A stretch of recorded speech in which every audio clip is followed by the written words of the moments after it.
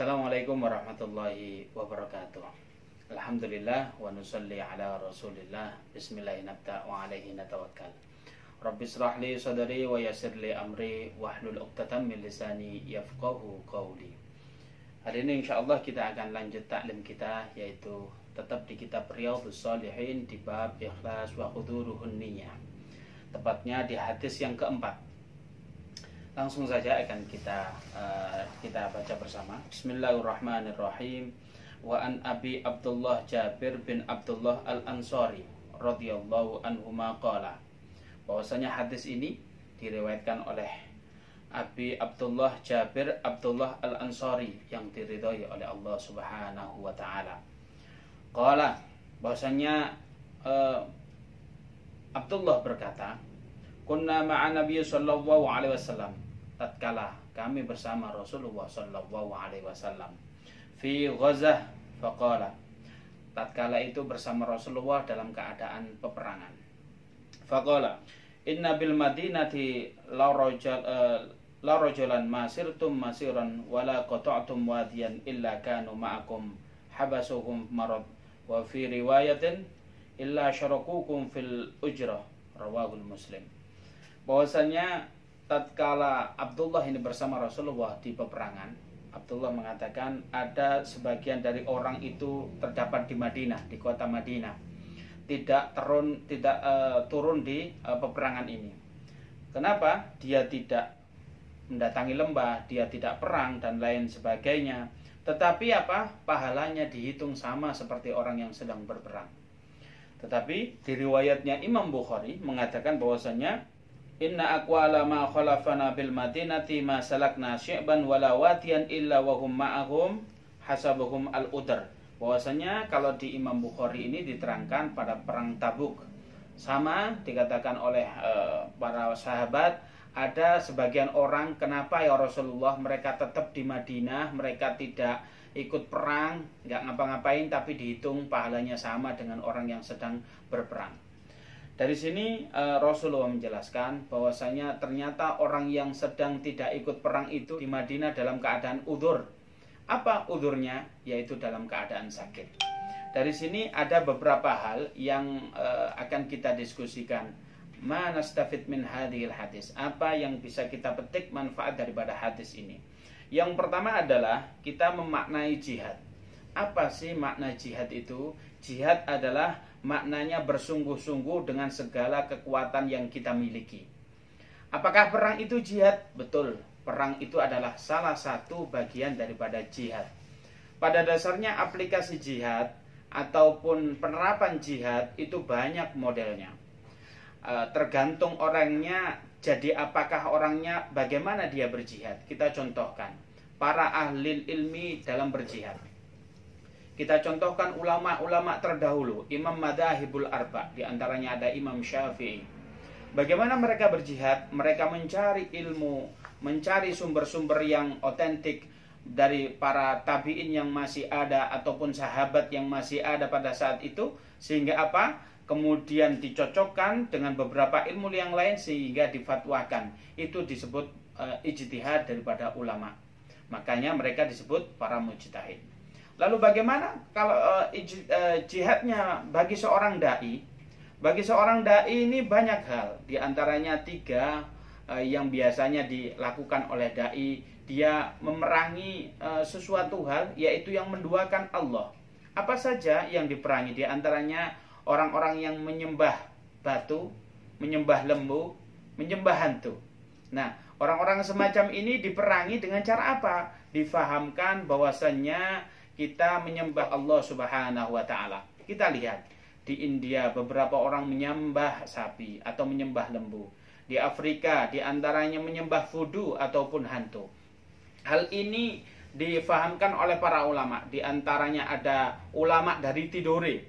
Pada saat itu dibuang oleh Hindia Belanda ke daerah Afrika Selatan, maka ulama ini menjadi ulama besar di daerah Afsel sampai sekarang berkembangnya Islam dari ulama kita yaitu Indonesia. Banyak hal yang dilakukan, maka hal semacam itu dikategorikan jihad. Nah, jihad apakah jihad ini kategorinya ekstrim atau apa? Tidak. Pada dasarnya Islam itu diturunkan kepada kita yaitu dengan cara rahmatan lil alamin, untuk semua manusia. Siapa saja yang mengemban Islam dengan baik, fa insyaallah rahmah bagi dia, berkah bagi dia. Kita contohkan di Indonesia. Dalam notabene Islam di Indonesia ini mayoritas. Tetapi kalau kita keluar negeri, apa ikon daripada Indonesia ini? Kita lihat ikon dari Indonesia ini bukan masjid, tetapi apa? Candi Borobudur. Dalam arti ini ikonnya tempat ibadahnya non-muslim, tetapi mayoritas umat muslim. Sehingga apa? Kita tidak ekstrim. Tatkala kemerdekaan, mayoritas banyak umat Islam yang berjuang dan di situ orang Islam juga menguasai pada saat itu, tetapi gereja-gereja di kota-kota tidak dihancurkan. Oleh karena itu, disinilah umat Islam dikatakan rahmatan lil alamin dan tidak ekstrim. Di Al-Quran sendiri dikatakan la ikroha fiddin, tidak ada paksaan dalam urusan agama, khususnya agama Islam ini. Itulah jihad. Tetapi bagaimana jihad sekarang? Apabila kita search di Google atau di browser yang lain, pasti kita jumpai jihad itu mengerikan. Ada jihad dalam bentuk di situ membawa brand, membunuh anak kecil, membunuh wanita dan lain sebagainya. Semua itu adalah sesuatu hal yang ekstrim. Ini bagi saya pribadi, menurut saya ini adalah black campaign atau apa? Kampanye hitam agar supaya seolah-olah Islam ini buruk di mata masyarakat. Oleh karena itu, jangan sampai kita memahami Islam dari web-web yang tidak bertanggung jawab. Oleh karena itu, cari ilmu di masjid, di majelis taklim. Fa insyaallah kita mendapatkan ilmu Islam yang kafah. Sehingga kita memaknai jihad bukan sembarang jihad. Bukan kita menghancurkan komunitas umum. Bukan kita menghancurkan orang yang tidak sefaham dengan kita. Bukan kita sembarang mengebom sesama umat Islam atau sesama non-muslim. Tetapi bukan non-muslim atau kafir. Yang ada kafir, sebagian kafir itu yang harus kita lindungi. Tidak semua harus kita perangi. Apabila kafir ini tidak membahayakan kita, yaitu kafir dhimmi, maka harus kita lindungi. Bagaimana Rasulullah interaksi dengan orang kafir. Oleh karena itu, Islam betul-betul agama yang peace, agama yang damai. Kemudian yang kedua, faedah yang kedua di sini adalah bagaimana apabila kita udzur dihitung kita, apabila kita udzur dalam segala sesuatu, maka tapi pahalanya tetap mengalir. Ini udzur yang bagaimana? Tentunya yang pertama udzur syar'i. Bukan kita tidak mau berjuang tetapi di rumah nonton TV.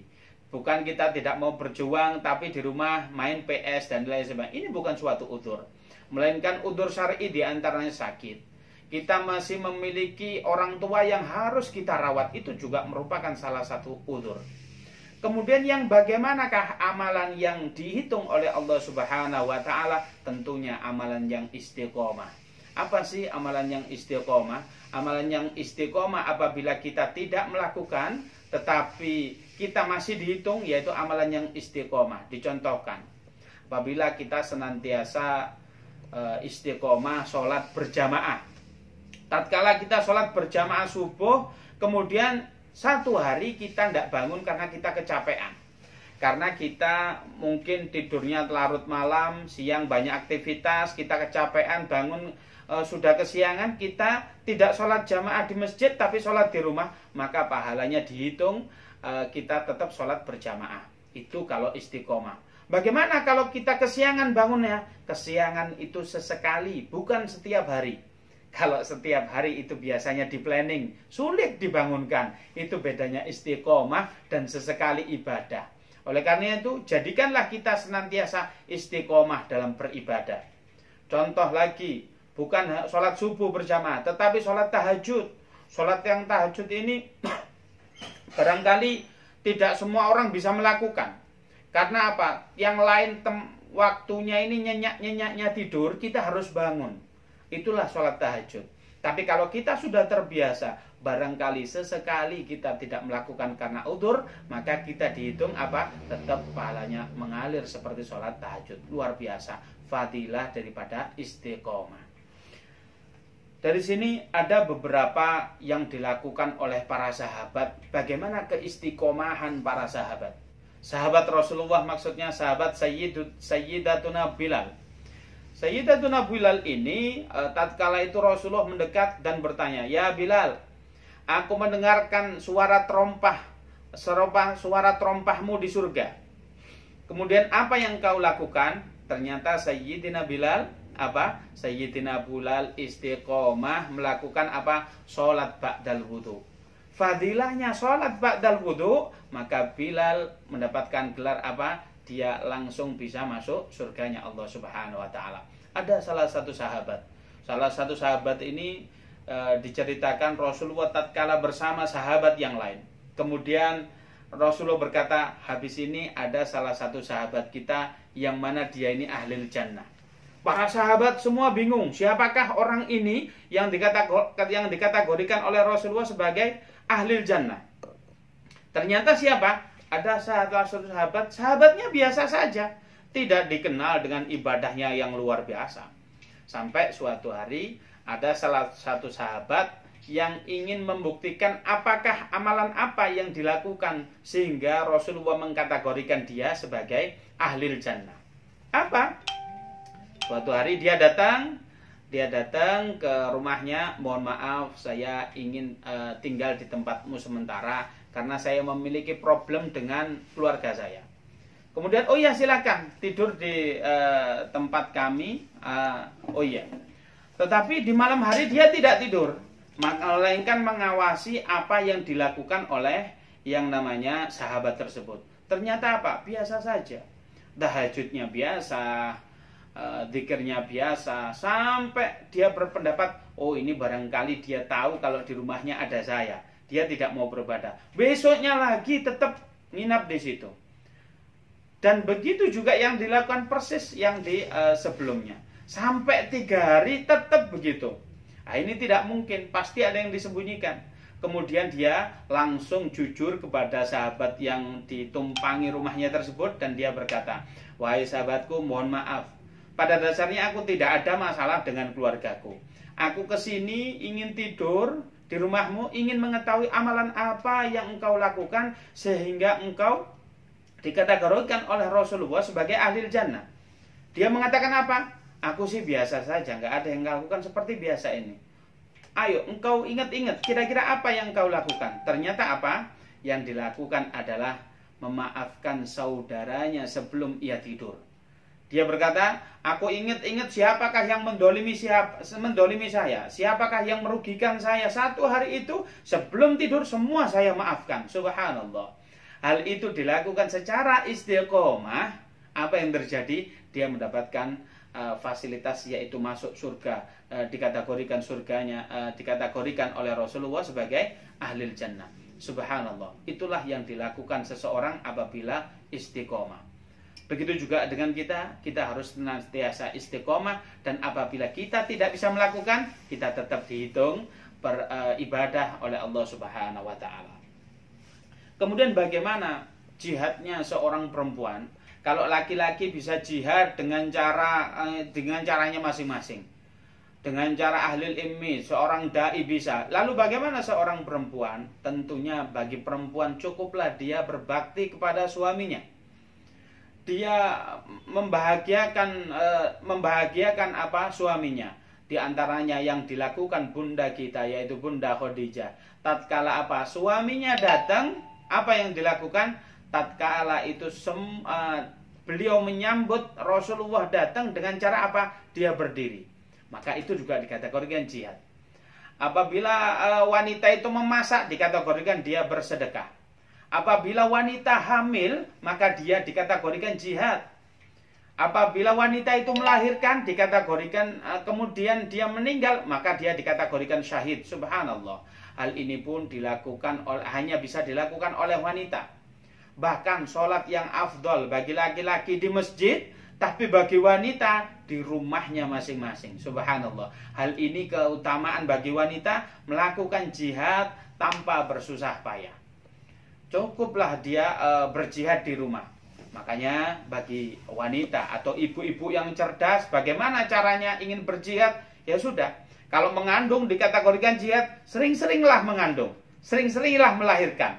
Rayu bapaknya kalau datang biar supaya hamil terus dan dikategorikan sebagai jihad. Alhamdulillah.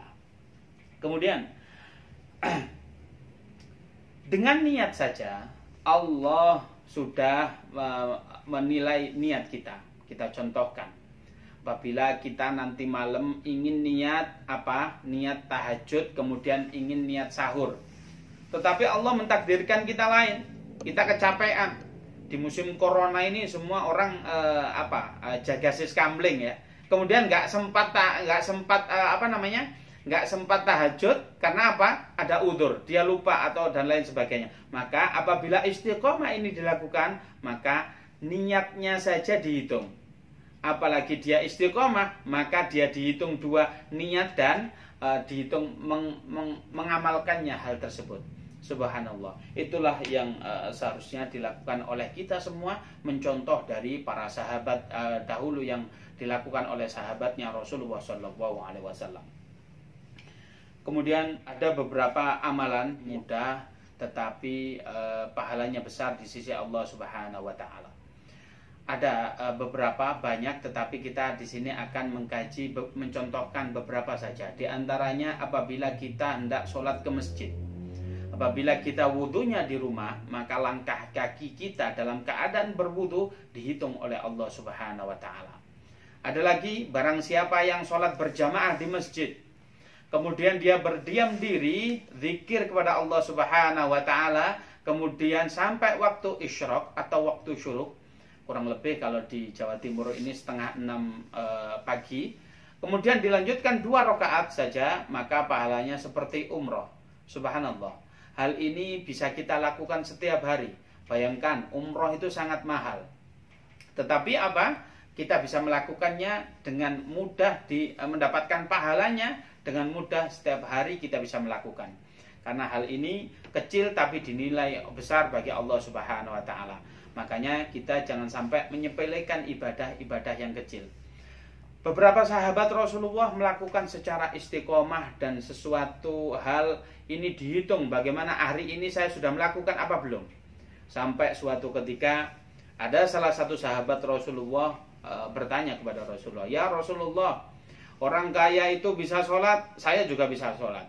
Orang kaya itu bisa puasa, saya pun bisa puasa. Tetapi orang kaya itu bisa sedekah, saya nggak bisa sedekah. Ini bagaimana ya Rasulullah?" Kemudian Rasulullah itu mengatakan, "Kemarilah. Apakah engkau ingin kuajari sesuatu hal yang mana apabila engkau melakukan maka dihitung sedekah bagi Allah Subhanahu wa taala?" "Iya ya Rasulullah." Apa kata Rasulullah? "Cukuplah kalian membaca subhanallah 33 kali, alhamdulillah 33 kali, Allahu akbar 33 kali, la ilaha illallah 33 kali ba'da shalah ataupun setelah sholat." Maka kata Rasulullah, hal ini dikategorikan apa? Dikategorikan sedekah. Sahabat ini begitu senangnya mendapatkan kabar semacam ini, sehingga apa? Dia melakukan hal ini. Tetapi apa? Pada saat sahabat yang kurang mampu ini diberitahu oleh Rasulullah, ada sahabat golongan orang kaya tahu dan melakukan hal ini juga. Kemudian dia berkata kepada Rasul, "Ya Rasulullah, ini orang-orang yang kaya pada tahu." "Ya nggak apa-apa, semuanya bebas melakukan, bukan dari orang miskin saja, melainkan orang kaya juga boleh melakukan. Allahu yaf'alu ma yasha." Allah memberikan sesuatu tergantung atas kehendak Allah Subhanahu wa taala. Dari hadis ini barangkali itu yang bisa kita diskusikan dan beberapa manfaat yang bisa kita petik daripada hadis ini. Terima kasih. Assalamualaikum warahmatullahi wabarakatuh.